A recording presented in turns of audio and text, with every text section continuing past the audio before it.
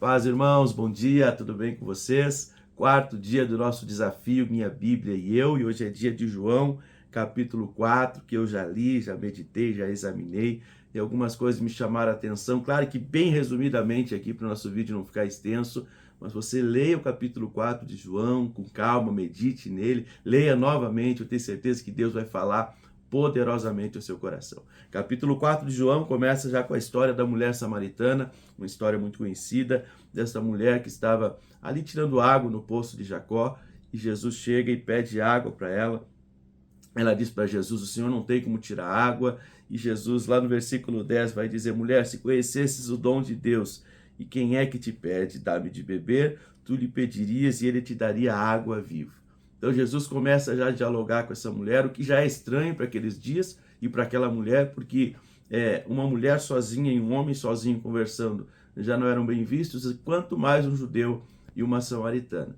Mas Jesus ele veio para quebrar protocolos, para ganhar almas. Nós vamos ver no final desse capítulo que através do testemunho dessa mulher, muitos outros samaritanos creram em Jesus. Consequentemente, muitas outras pessoas foram salvas, porque Jesus quebrou esse protocolo de não falar com os samaritanos e foi lá e falou com essa mulher, foi lá e revelou a vida dela, inclusive, e disse: quem beber desta água tornará a ter sede. Aquele, porém, que beber da água que eu lhe der, nunca mais terá sede. Pelo contrário, a água que eu lhe der será nele uma fonte a jorrar para a vida eterna.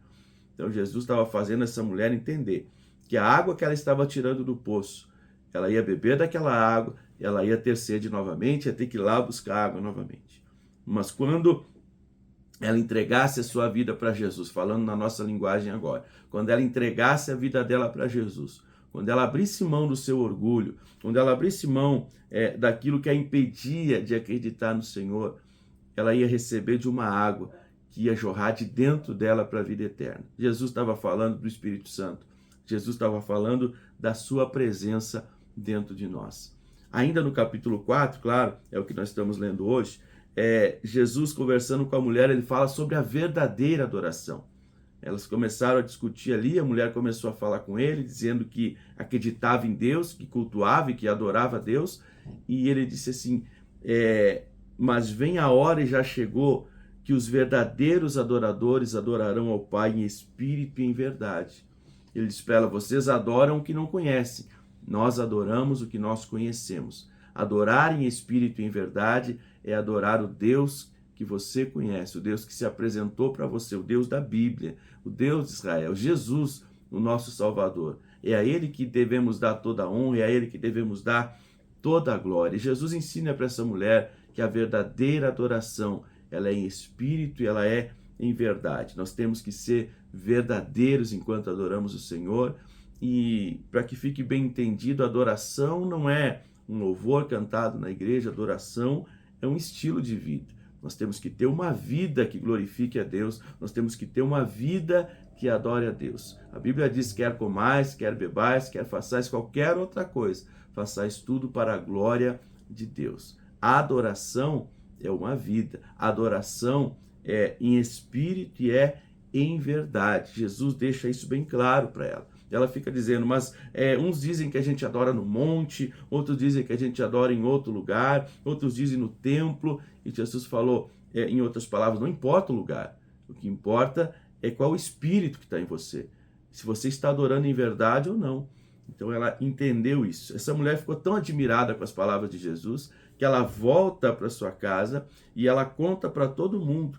Ela deixou ali o seu cântaro, a Bíblia diz no versículo 28, foi à cidade e disse às pessoas daquela cidade: venham comigo e vejam tudo o que o homem me disse sobre a minha vida. Será porventura que esse é o Cristo? E saíram da cidade e vieram todos ali onde estava Jesus. E muitos creram em Jesus, não só pelo testemunho da mulher, mas porque viram Jesus. Veja que o testemunho dela chamou as pessoas para onde Jesus estava. E ali Jesus fez a obra dele. Ali Jesus converteu o coração delas. É importante que nós tenhamos um bom testemunho de vida para que as pessoas sejam atraídas para o ambiente onde Jesus está, no caso a igreja, no caso os cultos, e ali Jesus vai convertê-las, vai fazer a obra na vida delas. Nossa função não é converter ninguém, não é mudar a vida de ninguém. A nossa função como cristãos é darmos um bom testemunho para que as pessoas sejam atraídas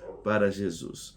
Ainda, claro, no capítulo 4, a Bíblia fala da ceifa e dos ceifeiros. E eu vou parar por aqui. Depois você vai ler mais na sua casa, você vai meditar mais naquilo que Jesus está falando, naquilo que o Evangelho de João está dizendo no capítulo 4. Mas para encerrar, a ceifa e os ceifeiros. Jesus disse, versículo 34, a minha comida consiste em fazer a vontade daquele que me enviou e realizar a sua obra.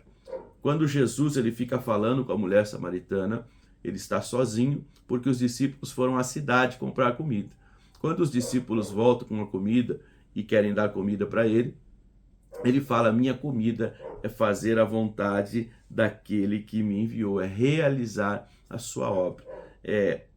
Jesus está querendo dizer que não que ele não precisava comer ou que ele não ia mais comer, não é isso. Ele está dizendo que o que o alimentava, o que o fortalecia, o que o satisfazia era fazer a obra do Pai. O que o satisfazia era fazer a obra de Deus. E ele diz nesse texto que os campos estão brancos, que está tudo pronto para a grande colheita. Ele chega a falar para os discípulos, eu vos enviei para colher aonde vocês não semearam. Outros trabalharam e vós entrastes no seu trabalho. O que isso tem a ver com a nossa vida hoje? A vida é uma constante, até que Jesus venha, é uma constante semeadura e colheita.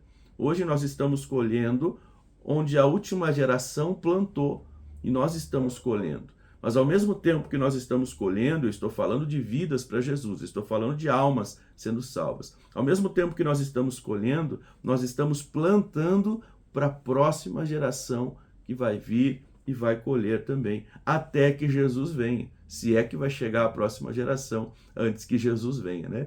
Então, importante demais a gente entender o nosso papel como cristãos. Nós somos aqueles que estamos colhendo onde não plantamos, mas continuamos plantando para que outras pessoas também venham e colham.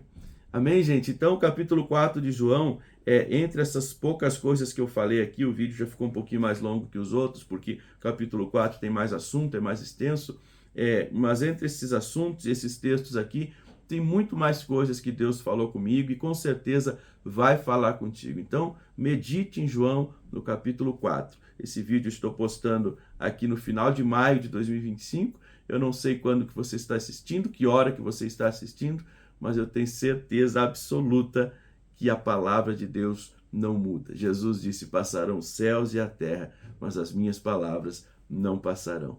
Medite na palavra, examine a palavra, leia a Bíblia, ame a palavra de Deus. Amém? Que Deus abençoe. Não esqueça, minha Bíblia e eu. Pegue a sua Bíblia agora mesmo e leve contigo aonde você for durante 21 dias. Esse é o desafio, esse é o propósito de Deus para a nossa vida. Deus abençoe, gente. Tchau.